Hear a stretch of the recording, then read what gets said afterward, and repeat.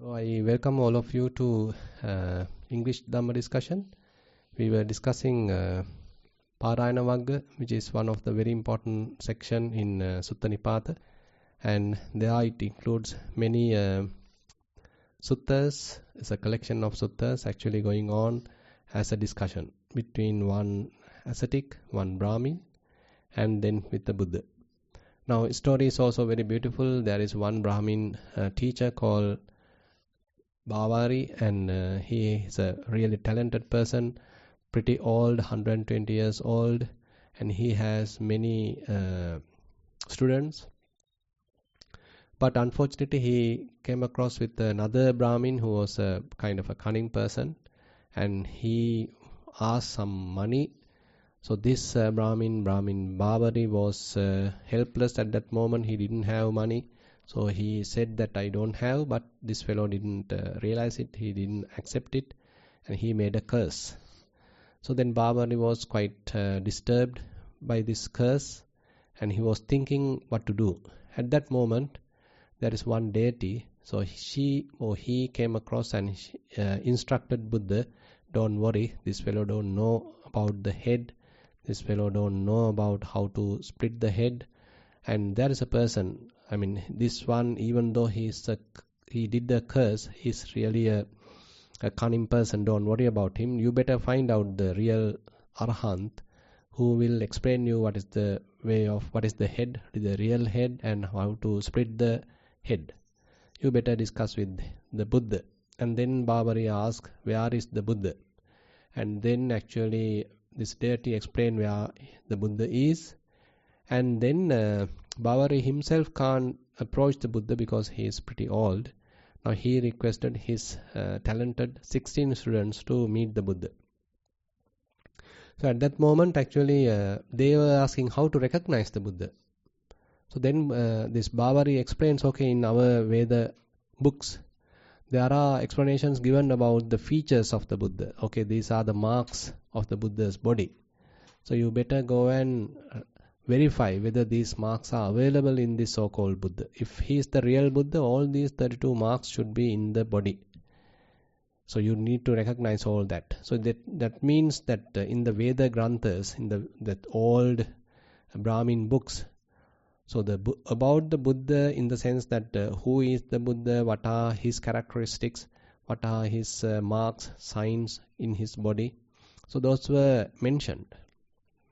And so Bavari was known to that, and so he is instructing his students to, okay, you go and meet the Buddha, you see whether those marks are available in the Buddha's body, and if you recognize, okay, all the 32 marks are there, we can see them clearly, then you can undoubtedly you can say, okay, he is the Buddha. And even further to verify, you can now ask the questions through the mind.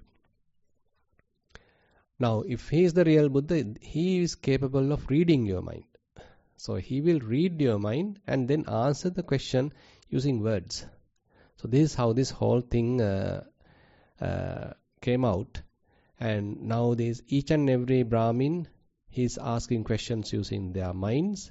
Buddha reads their minds and answers the question through the words. So that's how this all came out. And we went through a couple of them already. And now we have come to the 12th sutta, as far as I can remember. Am I correct, Venerable Dhammavijita? So we were in the 12th sutta. It is called Bhadrabuddha Sutta. Bhadrabuddha Sutta. So I'm recalling what we discussed last time. Okanjahang tanhachidang anejang, nanding jahang ogatinnang vimuttang, kappanjahang abhiyache sumedang, Suttvana Nagassa Apanimissanti Ito. So here actually, before asking the question, this Venerable Bhadrabuddha, when this Brahmin Bhadrabuddha, he has a real faith in the Buddha. He has seen his very good features. So he is giving a kind of an appreciation here. Okan Jahang. So you have abandoned the home. Tanhachidang. And you have completely cut off the craving. Anejang. So now you are completely free from craving. Nanding Jahang. You don't have any delight, attachment related craving related delight is not there in you. Ogatinnang, and you have crossed the flood. Vimuttang, completely liberated. Kappanjahang, all different sorts of proliferations, thinking, overthinking, you have abandoned. Kappanjahang. Abhiyache sumedang, now I am inviting you, the great wise person. Sutwana nagassa apanimissanti ito. So by hearing your words, I may be able to realize the Dhamma. So this is how he is approaching the question. So this is also interesting, as last time Bhante Dhammaji also highlighted. So when we approach the teacher, so how much kind of respect we have, how much kind of humility we have to have. So we are putting ourselves in a little lower situation when we understand, okay, he is a wise person, he is the teacher, he is with these marks, and he is an intelligent guy. So by hearing his words, okay, I am going to tame myself, I am going to change myself. So like that kind of a mentality, kind of a attitude. So that is what represented in this first verse. So how respectful he is, isn't it? How faithful he is. So that kind of mentality is sometimes very helpful, because sometimes otherwise we approach the teacher and we want to sort of doubt, we have a kind of doubt about him. Instead of faith, we may have a doubt about him. We want to verify him. We are doubtful about his teaching. But here in the opposite, that he has no doubt. He knows that he is an accomplished teacher. He is an accomplished person. He is the Buddha. He is fully enlightened. So he has probably now he is in this crowd now. We are in the 12th sutta. So in this Bhadrauda has gone through all the questions, no? Isn't it? There were previously many other, his fellows, his colleagues have asked so many questions. So this one has slowly built up that faith by hearing all those answers given by the Buddha. This is not the first question. So therefore he seems also have developed a fair amount of faith, kind of an appreciation, and he understood the intellect of the Buddha depending on his given answers. So all that is now fairly accumulated. Now he is putting himself into the picture and he is asking the question. Nana jana janapadehi sangata tava vira vakyang abhikankamana tesang tuang sadhu vyakarohi tatahi te vidito esa dhammo. Can you repeat both translations, Venerable Dhamma Vijita? The Bhadrauda Sutta, the first verse and the second verse translations? Yes, Bhante. So the first verse, I entreat the home leaver, said the Venerable Bhadrauda, the cutter off of craving, one without impulse, who has abandoned delight, crossed the flood, one liberation, abandoned mental constructs, one extremely wise. Having heard this from the Naga, they will depart from here. Okay, the second one? Yes. Various peoples from various countries have gathered desiring your word, O hero. Explain matters well to them, for this Dhamma has been understood by you.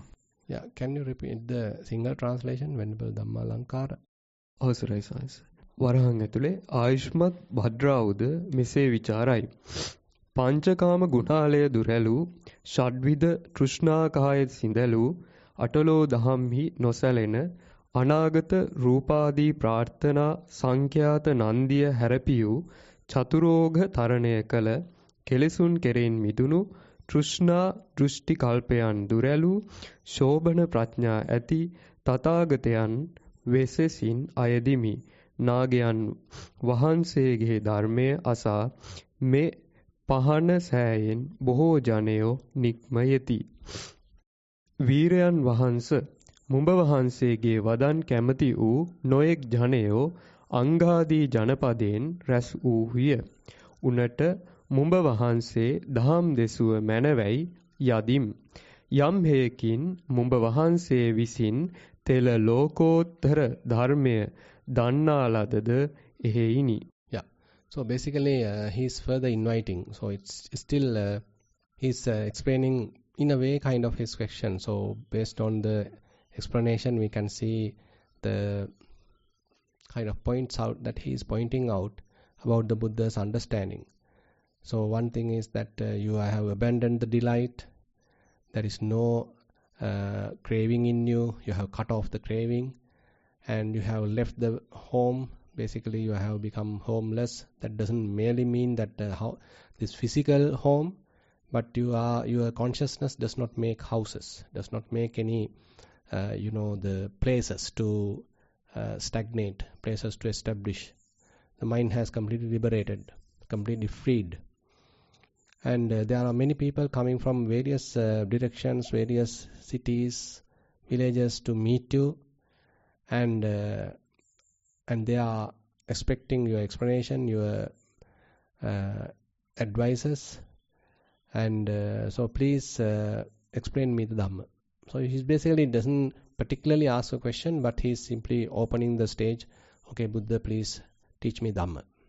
Now Buddha is explaining Venerable Bhadrauda, Adana tanhang vinayeta sabbhang uddhang adho tiriyan chapi majje yang yang hi lokasmin upadiyanti teneva maro anveti jantung. Adana tanhang vinayeta sabbhang uddhang adho tiriyan chapi majje yang yang hi lokasmin upadiyanti teneva maro anveti jantung. So we'll listen to the translations. Is this just the next verse? Yeah. Okay, yes, Bhante. One should remove all acquisitive craving, Bhadra Buddha, said the Blessed One. Above, below, and across, in the middle. Whatever they cling to in the world, by this itself Mara pursues a person. වරහන් ඇතුලේ භාග්‍යවතුන් වහන්සේ මෙසේ වදාළහ. භද්‍රා උදේනි අතීතා නාගත වර්තමානයේහි වූ හැම ආධාන තෘෂ්ණාව දුරු කරව. යම් හේයකින් ලෝකයෙහි අතීත රූපාදී යම් යම් වස්තුවක් දැඩිකොට ගනිද්ද එහෙයින්ම ස්කන්ධ මහරතෙම සත්වයා නොදන්නේය. සත්වයා නොදන්නේය. Anveti jantung. So anu iti anveti, what has followed? Luhubandino. Okay, approaches. So basically means that adana tanhang vinayata sabbang. So you are attached and then grasping, you are attached and holding, that you need to abandon. Adana tanhang vinayata sabbang. All different kinds of attachments, all different kinds of graspings, all different kinds of approaching and holdings, all that you need to abandon. Uddhang adho tiriyanchapi majje. Wherever, either in the up or down or across or in the middle, if there is anything that in this whole world that you are clinging, yang yang hilo kasming upadiyanti, teneva maro anveti jantum, that particular person being followed by the mara. Simple as that. That means wherever you are, whatever you are attached to in this world, even a small thing, you're being followed by the mara. So if your mind is attached to anything, then you are being followed, you are being seen. Mara has seen you, basically. So it's very, very interesting way that Buddha giving the instruction. So on the other hand, he is asking to keep the mind without grasping, without any holding, without any upadana, without any clinging. But he's giving it a very, aesthetic way, in a more literal way. Okay, wherever, if you are either in the top, either in the bottom, either in the middle, either across, if your mind is attached to anything in the world, then Mara has seen you, Mara has spotted you. You are being bound, you are being checked. So then the next verse, so we'll have a discussion after completing the next one also. Tasma pajanang na upadiyetha bhikkhu sato kinchanang sabbaloke adana satte iti pekkhamano pajang imang machu dheye visattanti. Tasma pajanang na upadiyetha bhikkhu sato kinchanang sabbaloke adana satte iti pekkhamano pajang imang machu dheye visattanti. So we'll listen to the translations. Therefore, understanding this, a mindful bhikkhu should not cling to anything in the entire world.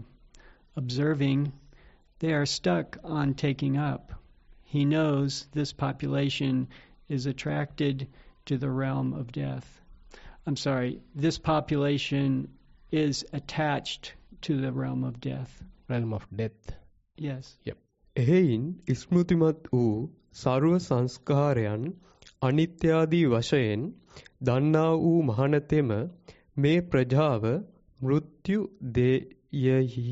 මෘත්‍යු දෙයෙහි ඇලිනැයි දක්මින් වරහන් ඇතුලේ රූපාදී ආදානයේහි ඇලුණු සියලු ලොව වරහන් ඇතුලේ රූපාදී කිසිවක් ගන්නේයි නොගන්නේ. No, කැලමුල තියනවාද?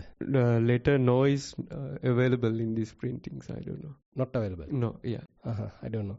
So basically now Buddha further explains, so tasma pajanang na upadiyeta. So by knowing this, so don't attach to anything. So that particular monk, that particular practitioner, Bhikkhu Sato, he is ever mindful. And adana satte iti pekkamano pajang imam machu dehiye visattanti. So he has seen this whole world is stuck in this attachment. The whole world is stuck in this clinging.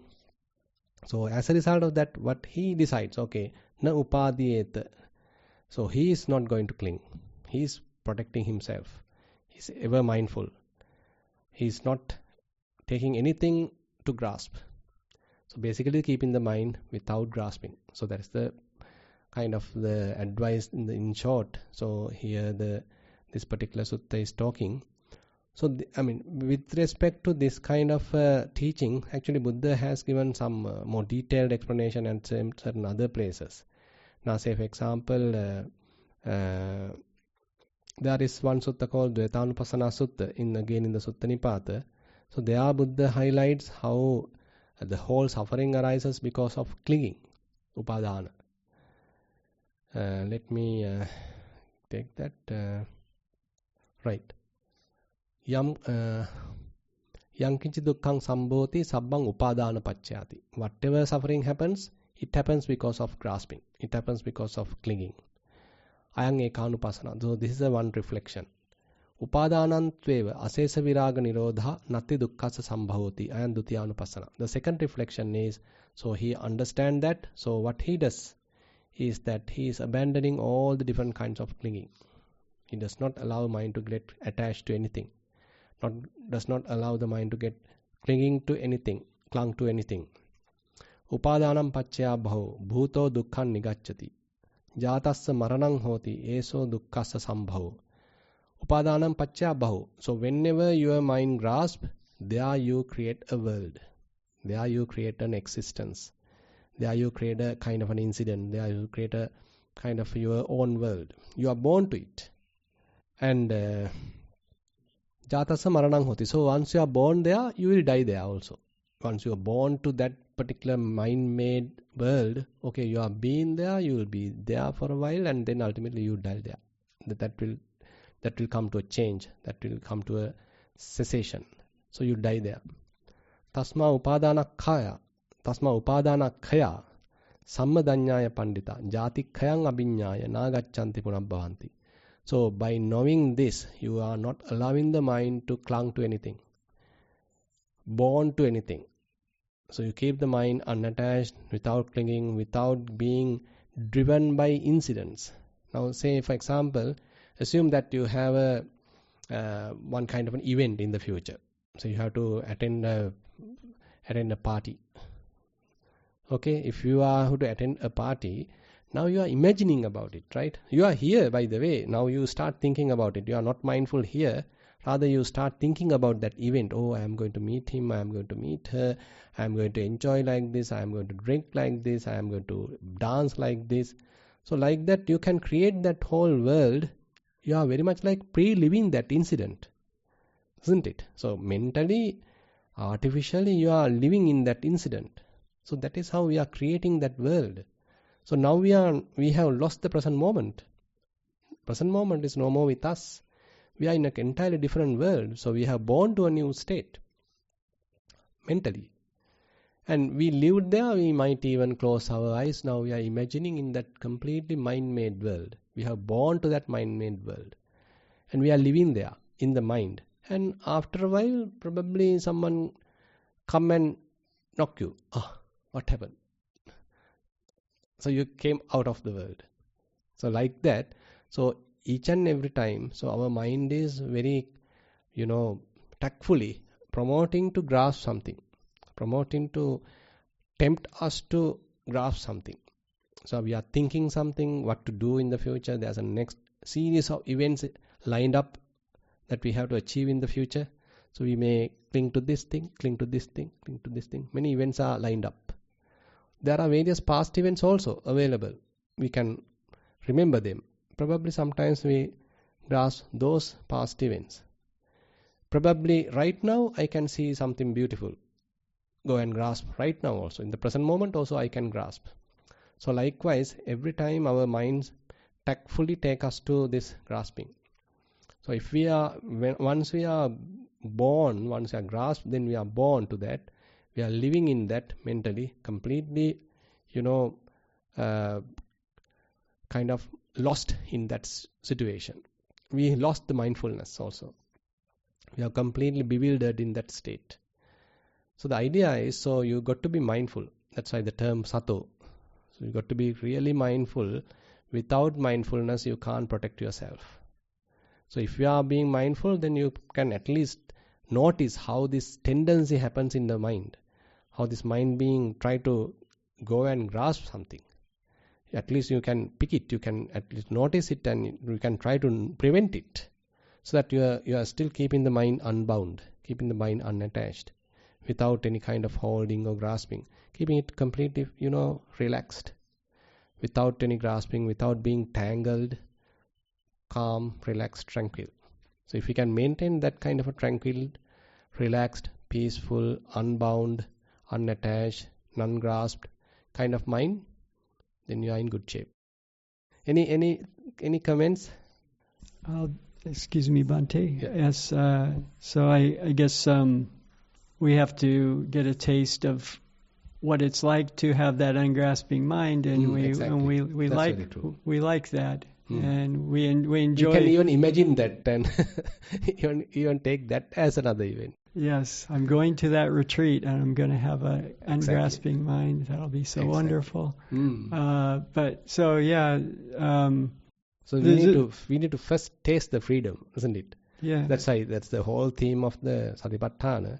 So whatever the Satipatthana you develop, it should be capable of taking you to this non-grasping state. Either you practice Anapanasati, you should reach non-grasping state. Either you practice the postures, it should reach non-grasping state. Either you practice Asubha meditation, it should reach non-grasping. If you practice elements meditation, Dhatu Manasikara, it should take you to non-grasping state. If you are practicing, say, 9 kinds of, channel ground meditation, again it should take you to non-grasping. If you are practicing Vedananupassana, mindfulness on feeling, it should take you to non-grasping.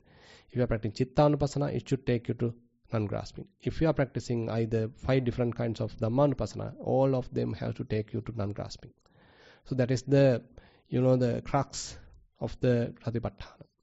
Anissitoja vihirati nachakinchi loke upaditi. Your mind should recognize a state where the mind is unattached, where the mind is not grasped, where mind has no associations at all. Basically, completely free from all different kinds of aggregates. At the beginning, that's a difficult task, because as a beginner, you don't have much experience about the feelings aggregate, perceptions, formations, and the consciousness. Probably your mind may be able to abandon the form aggregate. So you are practicing Anapanasati. The breath may be slowly calming down, becoming a subtle, and ultimately it will disappear. And there is a beautiful, blissful feeling. So you are enjoying that feeling.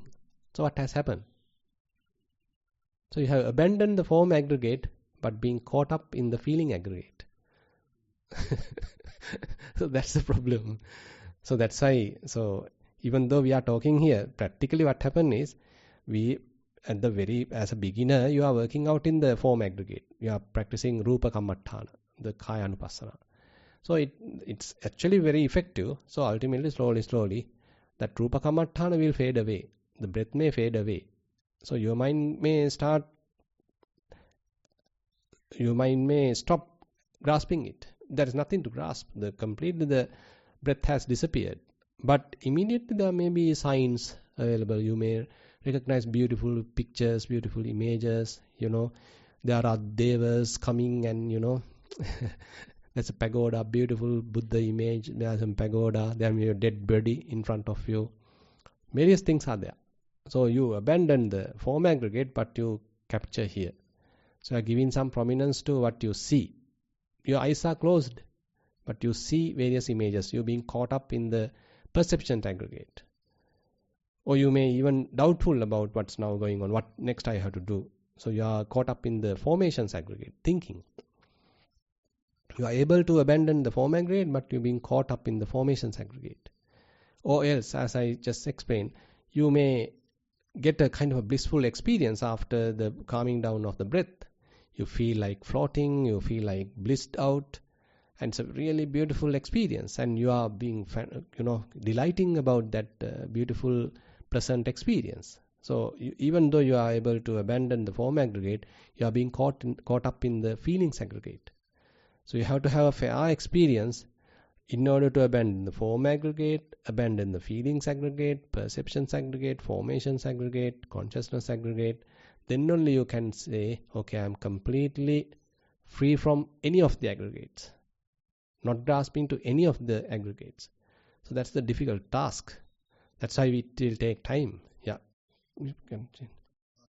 Avasaraya Bandha. Yeah. So is it still the meditation is progressing? Yes, progressing, but the thing is, we have to be quite mindful how it is progressing now.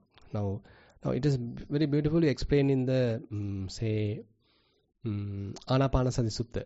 Say once your form aggregate slowly calms down, Passambhayam Kaya Sankharang Asasi Samiti Sikkati. Okay, the breath calmed down. Breath has completely disappeared. Now you are into the second Anupassana, Vedana Anupassana.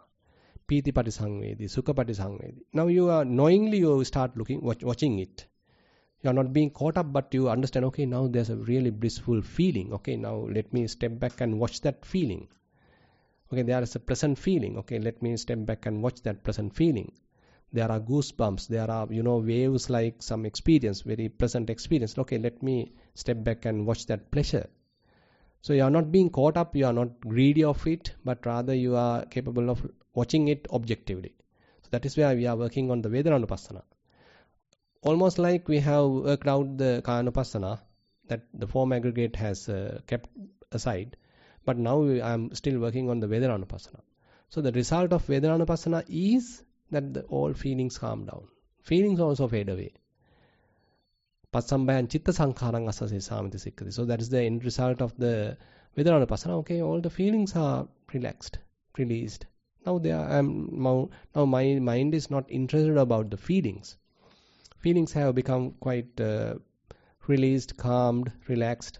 Now they are quite peaceful. There are no, ripples in the feelings aggregate. So you are in a relaxed state. Now Buddha say, okay, now you need to watch the mind.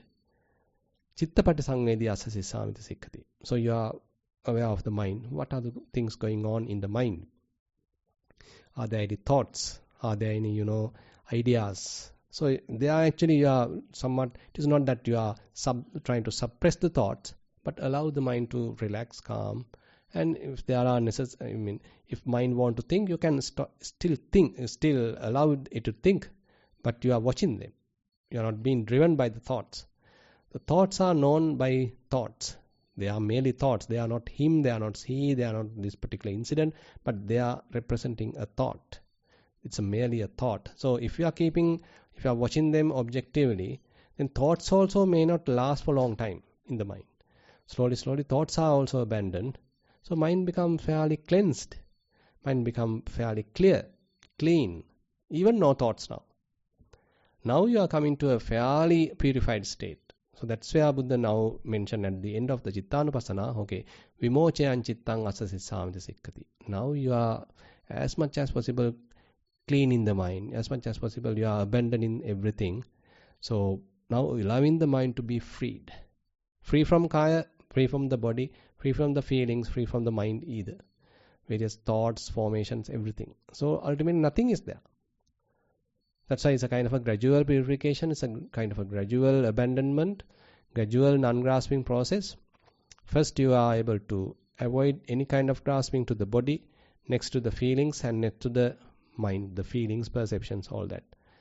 Then we can safely say, okay, fairly no clinging, fairly no associations.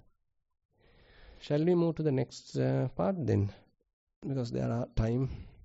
Kumara, do you have any questions from your side? Sorry, Bante, no. Yes. From this side also, no, nothing. Okay. Then actually we can get on to the next sutta, because this is just a very short sutta, Bhadrauda Sutta. And the point highlighted is that the person, the practitioner, has to maintain a life ever mindful and not clinging to anything in the whole world. So that is how you have to continue your practice. And now we are coming to the next sutta, the 13th sutta. It is called Udaya Sutta. Now I will recite the Pali verse. Jahayin viraja masinang kata kiccang anasavang Paragung sabba dhammanang atti panhena agamang Anya vimokkang pabruhi avijjaya pabhedanang. So he's asking a maximum question. Jahayin viraja masinang kata kiccang anasavang Paragung sabba dhammanang atti panhena agamang Anya vimokkam pabruhi avijjaya pabhedanam. So we listen to the translation. I have come in need with a question, said Venerable Udaya. To the seated meditator dust-free, who has completed the task without influxes, who has gone beyond all phenomena, speak of emancipation by final knowledge, the breaking up of ignorance. Yeah, the single translation going like this. Udaya manavaka mese asiya. Dhyana karana sulu vigata rajas ative වැඩහුන් සිව්මගින් කළ සොලොස් කිස ඇති අනාශ්‍රව වූ සර්ව ධර්මයන්ගේ පරතර පත් වූ භාග්‍යතුන් වහන්සේ වෙත ප්‍රශ්නාර්ථීව ආයෙමි. අවිද්‍යාව බිඳුනා වූ අඤ්ඤා විමුක්ඛ සංඛ්‍යාත නිර්වාණය වදාළ මැනවි. He's directly asking about the arahanthood. not less, just the last thing. Jahayin viraja masinang kata kiccang anasan. So you have done the meditation, you have done the jhana, and so you are now, is the great teacher. Kata kiccang, you have done the task, and you have come completely abandoned the asavas, the influxes. Paragung, you have crossed the flood, you have come to the other side. Paragung sabba dhammanang, and you have the knowledge about everything. Atti panyena agaman. So I am come to you because I have a question. Anya vimokkam pabruhi. Anya vimokka means about the liberation, complete liberation. Anya phala means arahatta phala. Anya phala. The term anya phala refers to arahatta phala. So anya vimokkam means that complete liberation, that state. Anya vimokkam pabruhi avijja pabhedanam. So please teach me that liberation, the complete liberation, which is capable of abandoning all the ignorance. Avijjaya pabhedanam. That will completely destroy the ignorance. Now, okay, let's see the Buddha's answer. Pahanang kama chandanang domanassanang chu bhayang thinassacha panudanang kukkuccanang nivaranang upekha satipa sansuddhang Dhamma takka pure javang anya vimokkang pabrumi avijjaya pabhedanam. Now I have read two verses actually.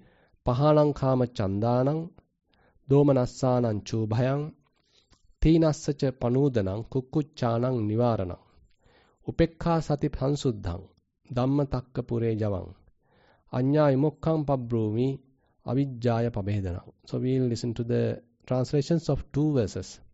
The abandoning of both, Udaya, said the Blessed One, sensual desires and dejection, the dispelling of mental dullness, the warding off of regrets.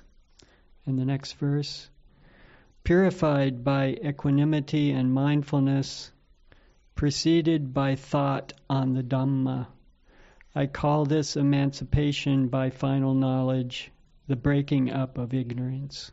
So I will read the Sinhala translation. භාගතුන් වහන්සේ මෙසේ වදාළසේක. උදය මානවේනි කාමච්ඡන්දයන්ගේද දුම්නසුන්ගේද යන දෙදෙනාගේ ප්‍රහාණයද තීන මිද්‍යාගේ දුරලීමද කව් කෘත්‍යයාගේ වැළහීමද ඇති. චතුර්ථ ධානෝපේක්ෂා ස්මෘති යන දෙකින් සංසුද්ධිය ඇති. ධර්ම තර්ක සංඛ්‍යාත සම්‍යක් සංකල්පය පෙරටු කොට ඇති. අරහත් ඵල විමෝක්ෂය අවිද්‍යාවගේ බිඳුමයි කියමි. Pahanang kama chandanang. So basically one needs to abandon the sensual desire. Kama chandanang pahanang. Domanassanang chubhayang. So even the domanassa and the fear. Domanassa means the kind of a despair, the unsatisfactoriness, maybe little mental ill will. All that has to be gone. Teenassacha panudanang. So that means sloth and torpor have to be gone. Kukkuchanang nivaranang. So the uddacha kukkucha, that also has to be gone. So basically the 5 hindrances have to be abandoned. Then upekka sati sansuddhang dhamma takka purejavang. So the mind has to be strengthened with the mindfulness. Then upekka, the equanimity. Dhamma takka purejavang. And it has to have proper, we can include, now actually in the translation it is included, the dhamma takka means the samma sankappa, the proper understanding, proper sammaditya and samma sankappa. I feel that we can take both together. So the wisdom has to be very much like it is the one showing the path. Sammaditya and samma sankappa, that is the part showing the path. Okay, it is in the front. Dhamma takka purejavang. Anya vimokkam pabbrumi avijjaya pabhedanam. So one may have to achieve the complete liberation, complete opening, the complete freedom, which once it is there, it will abandon the ignorance. Can you read the translation, please, again? Yes, Bhante. Both verses? Yes. Okay. The abandoning of both, Udaya, said the Blessed One, sensual desires and dejection, the dispelling of mental dullness, the warding off of regrets. Purified by equanimity and mindfulness, preceded by thought on the Dhamma. I call this emancipation by final knowledge, the breaking up of ignorance. Yeah, breaking up of ignorance. So basically, we can say now, there's an interesting sutta called Maha Chattalisaka Sutta.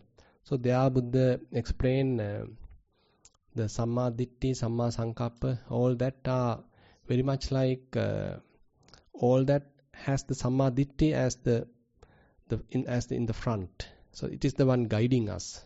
Okay, this is what we need to do. Okay, this is what we need to do. Say for example, you get a thought about the sensual desire. So the Samma Ditti, the mindfulness is there to show you, okay, now the sensual desires are arisen. And you have to have an effort, okay, to abandon it. So in order to abandon it, you need to know, okay, what is a sensual desire and a method to overcome sensual desire and what is the abandonment of sensual desire. So all that as a kind of a knowledge. That is where the Sammaditthi helping you to understand what is Micca Sankappa and Samma Sankappa. Say, what are the Micca Sankappa? Kama Vitakka, Vyapada Vitakka, Vihinsa Vitakka, in short. Okay, the thoughts related to the sensuality, thoughts related to the ill will, harming others, hurting others. So all are, that the wrong kind of thoughts. The proper thoughts, the Nekkhamma Sankappa, Avyapada Sankappa, Avihinsa Sankappa. You have familiar with these things, right? So exactly, okay, these are the proper thoughts. Okay, these are non-harmful thoughts, harmless thoughts. Helping others, so renunciation, abandoning, keeping the mind relaxed, keeping the mind without desires. Okay, these are the proper way of thinking. Now, so you have to have the knowledge of these two sides at first. Okay, these are the good things, these are the bad things. So that's as a basic knowledge. And whenever a thought arises in your mind, assume it is a sensual desire. Now the mindfulness has to pick it. Mindfulness has to notice it. Mindfulness has to show it. Okay, now there's a sensual desire present. You have to be very alert. You have to be in the present moment. It will indicate to you, oh, now there's a sensual desire. It will give you a warning sign. Now you have to put some effort to abandon the sensual desire and keep it replace that with a proper thought. Or abandon the sensual desire and completely keep the mind without thoughts. Completely purified state, unattached state. So like that, that proper view is in the frontier. Proper view is guiding us. Okay, first okay, these are the proper things, these are the bad things, these are the correct things, these are the incorrect things, wrong things. So that understanding is there. So always Samma Sati, Samma Vayama and Samma Ditti are working as a triple, as a kind of supporting force for you to continue your path. Very beautifully mentioned in the Mahachattarasika Sutta in the Majjhima Nikaya. So how in your progress, how Samma Ditti, Samma Vayama, Samma Sati are always helping with the other path factors. Very beautiful to say. You are always present, you have to be fully aware, you have to be vigilant. Mindfulness has to show you, okay, there's some kind of a problem right now. Okay, you have to put forth effort. Now you know exactly what needs to do, what is the correct thing, what is the wrong thing. That understanding is there, coming from Samadhi. Like that. Now say for example that you are going to talk to someone. So there the words are coming, okay, you are a bit angry. Certain words are coming to your mind, okay, I need to blame him. Okay, now that thought is there. So you need to quickly notice it. So the mindfulness has to come, should be available, right? To pick it. So mindfulness has to show you, okay, now there's an anger, now there's a thought to blame him. Okay, be aware that notice that has come. Now there is an effort there, okay, now you better avoid that. So this is not correct, this is the correct thing. So that is an understanding, okay, this is the correct thing, this is the wrong thing. Now there's going to happen. Okay, this is an understanding. So that understanding is always guiding us. Okay, this is the Micca Vacha, this is the Samma Vacha. Say Musavada, then Parusa Vacha, Sampappalapa, Pisuna Vacha. Okay, these are the bad things. Okay, you need to talk on this way. Okay, you need to always tell the truth. You have to work talk in a way so that the people are become peaceful. You have to avoid any kind of disuse speech. So likewise, there's a proper knowledge about these two sides, what is correct and what is wrong. That is the understanding, that is the guidance coming from the Samadhi. So likewise, so every time, so when we are working on our path, so the Samadhittis and Samma Vayama and Samma Sati are working together. Every time to refine our actions, refine our workings, refine our way of living. So, yeah, sure, please. Yes, go ahead. So, thank you, Bhante. That just your comments just sparked an interest for me. That so when we're meditating, we get thinking, and we say we've had a incident with somebody before, maybe yesterday, and that conversation is coming up in our mind, and we see how we're feeling anger maybe about this.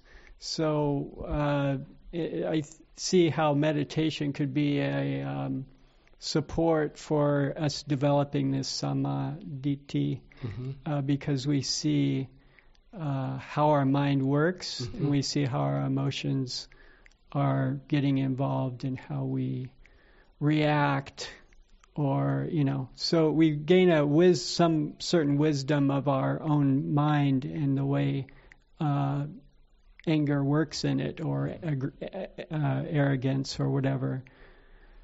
So I'm seeing like a connection to meditation with this, Definitely, but definitely. then we come back into the situation and we have a little more mindfulness about it because of meditation. Definitely. Because I'm just taking this from my own experience. When I first started meditating, I started to notice things years ago that my tendencies were mentally, and to desiring people to like me, let's say, where it was a big one. So that was a big insight for me, and it came from meditation. And then what I did with that was I could, well, I'm not sure if I worked with it really well, but I think it helped me to think of, well, if I'm this way, then I should watch that. I shouldn't be trying to, get people to like me all the time. And so it made me see. So that's an understanding. See the problem. You can see that is an understanding. That's an insight. Yes. So that is the one guiding you. Okay, this is a kind of a kind of an interest in you. Okay, I want to behave in a way so that others will appreciate me. Others will put me on the pedestal. They will start praising me. So that's a kind of a view I have. That's a kind of thought I have. So and you understood. Okay, this is, by the way, it's a kind of a wrong view, or kind of a bad thought, or kind of a wrong thought. And I could see how it caused suffering. You cause suffering, and again you sometimes get caught with it. Yes. You have to act in a way so that others will be happy. Yes. So like that. I'm sort of caught in this desire to be exactly. like. So in Pali it is called anavanyatti patisangyutta vitakka. So there are different kinds of types of thoughts. So we just talk about the kama vitakka, vyapada vitakka, vihinsa vitakka. So those are the more gross kinds of wrong thoughts. But there are some subtle thoughts. In that subtle thoughts, one category is what you have just explained. So I have a kind of a thought, okay, what others are thinking about me? Do they have the correct perception about me? Do they have the correct perspective about me? So I'm worried about whether have they have a wrong thought about me? Have they misunderstood me? So that's another thought. So now I am going to correct them. Okay, please don't misunderstand me. I thought like this. Okay, now I'm interested about correcting them. I have to be clear. I'm still working with this one. I haven't overcome it. Exactly. So But we all are still working. It's still a thing. Yeah. So now. So our being aware of our thinking, Bhante, is important in meditation, somewhat, to see like what the attitude of our thinking is, and is there anger there, or some attachment, some, not just thinking, but is there anger with that thinking, or yes, is that right? Definitely. So that's why we should be able to understand the particular content of that thought. But the thing is, immediately we may not be able to understand all the subtle aspects. But what immediately you can usually understand is it an anger thought? Is it a sensual desire related thought? It's an envious thought, or it is a loving kindness thought? All are merely thoughts, by the way. So once you understood them, so you can unjudgmentally look at them. So you can simply keep them aside. You can allow them to be, allow them to come, allow them to be, and allow them to go. So I'm not giving any kind of preference to them. Okay, I'm only preferring this type. I'm trying to reject in this one, suppressing this one. No, I'm able to handle everything, but I'm not being driven by any of them now, because they are all mere visitors. Okay, they are coming for a short period, but I am not offering them tea. I'm not offering them any kind of beverages. Okay, they are simply going. My house is empty. We're not being run by them. We're not. Exactly. We're not identifying with them. This is me. I'm angry. I'm an angry person. But no, there's an angry thought. It's just an angry thought. Yeah. And what's it about? Maybe. Can we ask, what is this angry thought about? Is it about arrogance? Am I wanting to be liked, or whatever? I mean, there may be they don't like reasons. me. They don't like me, or something. So if we are able to understand all them as merely thoughts, so then we are losing their importance, right? So they haven't make us our attraction to them, our attention to them, or the importance that we have given to them become less and less. So they are mere visitors, they are mere passengers. They are not important to me, but I know how to maintain the mind in a more relaxed state, more unattached state, undisturbed state. They may, time to time they come, but I am not driven by them now. Okay, they no more can delude me. No, they no more can persuade me to take it to an action. Certain thoughts may be useful thoughts. Okay, now assume that we need to close the session by 10 minutes. Okay, there may be a thought coming. Okay, I probably can watch the clock. Fine. It has a certain kind of practical value. But other than that, say if I find certain other thoughts, quite useless thoughts, I can simply ignore them. I can understand, okay, the content is useless, I mean it may be harmful, I can simply ignore them. I'm not bound to react to them. That's the thing is, well, some of our thoughts are actually harmful. Exactly. If we realize, if we take a moment and see, oh, this one is really going against my happiness or my well-being, exactly. then we can say, well, okay, I see this. I see you. And that's yes, that's like but Mara coming. My cafe is closed, by the way. Yes. I can't offer you tea. I'm sorry. Offer you. I'm sorry. Thank you, Bhante. So slowly. So that understanding is the one actually that according to the Buddha. So here 3 factors are working together: Samma Ditti, Samma Vayama, and Samma Sati. So if we didn't have mindfulness, I might not notice it even. I didn't notice it, so it is coming to the mind, it is starting, establishing within the mind, and it will start growing. Ultimately, I am being sucked in it. I am being completely divulged in it, completely, absorbed in it, and working as a slave on it. So the mindfulness is essential for me to notice it. And then there's again a kind of the other thing is that the knowledge, the insight should be there. Okay, now this is a bad guy. Anger, okay, is a bad guy. It might harm me. So am I capable of simply being quiet so that it will be slowly ignored? Do I have that kind of a mindfulness, clear comprehension? Or has it grown to a very high level? When I notice it has, whether it has gone to a very higher level, fairly high intense level, where already the mind has fairly subjected to it. Anger has subjected to the anger to fairly higher level. So what is the technique I have to make use in order to abandon it?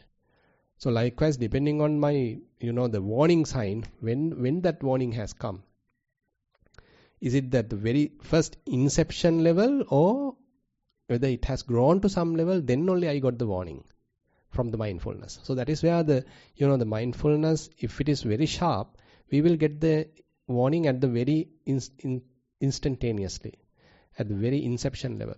But if the mindfulness is not that very high or strong, then we will get the warning at a somewhat higher level. Then I have to work out, I have to be a bit careful. Okay, this guy is there. Okay, anyway, I know the techniques. So all the techniques are there. I have weapons to work out. Assume that I got the message at very earlier stage, then I am fairly okay. It's an angry thought. Okay, I know how to handle it. I am not worried about it.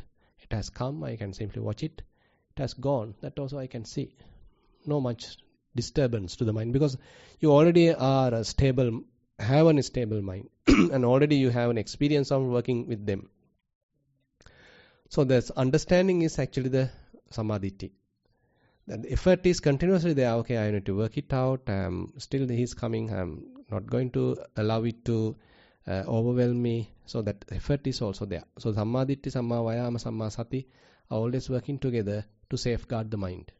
This is an important thing. So we just touched on it, but it's like mindfulness is the key. To and effort is there, kind of continuous effort is there to purify the mind. And the guidance is coming from samadhi. Okay, exactly these are the correct thoughts, harmless thoughts, beneficial thoughts. Okay, these are the harmful thoughts. So you have a kind of a proper distinction about them. So what is the method that I am going to use? It depends on your own experience. One may be using to abandon hateful thoughts by metta. That is the technique he knows at the moment. Another may be using maybe patience to look at it and simply being careful of it and not supporting it, and it may go away. Another may be using kind of replacement of thoughts. Like that, many different thought possibilities are there. So what is the technique that you are going to make use of? So it depends on you, depends on your practice. So that is again a kind of experiential knowledge you have. Okay, at this moment, okay, there's an anger thought. Okay, I don't need to worry. I know how to tackle it. Gone. Yeah. So, any comments, please? So we both are talking.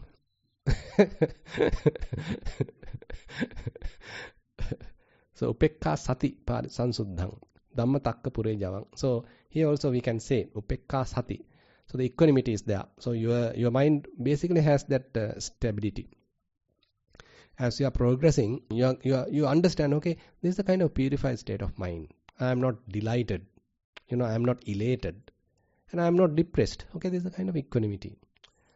Upekka, kind of equanimity. So mind is very clear, not much there. Kind of equanimity is there, clarity is there, complete clarity of the mind is there. It is not conditioned. Now say for example, if I am extremely happy, so the happiness has conditioned the mind. So you are in elated state, you are laughing and jumping, so you are being overwhelmed by happiness. On the other hand, the sorrow, then you are worried and crying, and then that sorrow has conditioned the mind. So your mind has become conditioned. If the mind is doesn't have any influence of them, neither angry, neither happy, isn't it? So then you are in a kind of equanimity. Okay, this is your natural state of the mind, kind of original state of the mind. Neither angry, neither happy. You are in the middle, kind of you are in the origin. You are in the kind of equanimous state. So that we need to understand, okay, this is the kind of unconditioned state. If I am having too much happiness, then the happiness has conditioned the mind. If I have anger, again the anger has conditioned the mind. If I have attachment has conditioned the mind. But none of them are there. The clarity is there. Very much like simple water. See, if you are adding sugar to water, it has changed the taste. If you are boiling the water, it is also not the natural state. Say if you are putting some other solution or whatever chemicals into it, that is also not the original state of water. So what is the original state of water? Just pure water, isn't it? So likewise, so whenever hindrances are there, so the watery state of the mind has changed. So the anger, Buddha give as an example, anger is like boiled water. So your mind has boiled, you are hateful. So the lust is like you have added a color into it. You put some dye, put some color to the mind. So the water has become red water, blue water, something like that. So the water has become changed. Still, it has lost its original nature. Say Slotantopa, very much like certain pus is there. What's not pus? What is that called? Algae is there. What's that? Slotantopa. It makes the mind kind of sluggish. Mind has sluggish. So you can't see properly because all the algae and all that pus. You will look at again in the English. Murky, maybe. Yeah. So it's there. So it's not workable now. Slotantopa is there. Still not the original nature of the mind of water. Then the the restlessness and regret. It is very much like the turbulent water. Water has become turbulent and muddy. Like this after a rain, so the water is gushing and with turbulent and again muddy. So that is also not the original, the pure water. And the doubtful mind, he says, is very much like you are keeping the water under a cover in darkness. Again, you can't see your image in the water. So Buddha is giving the simile that you need to watch yourself properly, your face from the water. In order to see it, it has to have some light. It has to be kept on open. Again, the water has to be still, pure, not any turbulent. It is also not having any waves because of it is boiling. It has to be very still, clear, clean water. So that is the purified mind. So pure water. Otherwise it is conditioned. It's very beautiful the way that Buddha explains. And if we are putting them to our mind and see whether is it boiled now, is it colored now, is it has become somewhat sluggish now, or is it become turbulent now, muddy now, or is it not having any kind of a light in it, so I can't see properly, awake. So all these interesting qualities, if we are time to time checking in us, reflecting in us, then we can say, okay, I'm in a good shape, okay, somewhat purified, no turbulence, no muddy, no clouds, and no waves, no any kind of boiled state, in a good shape.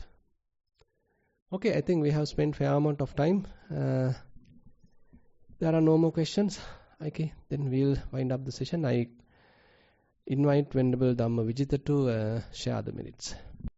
May all celestial beings share in the merit produced by today's teaching, and may they protect the Dhamma explanation and offering of the Buddha and his disciples for a very long time. May our relatives and all beings share in the merits of today's teaching, and perhaps the seeds of Buddha's teaching that have been planted in our hearts and minds may grow, producing path fruition and nibbana.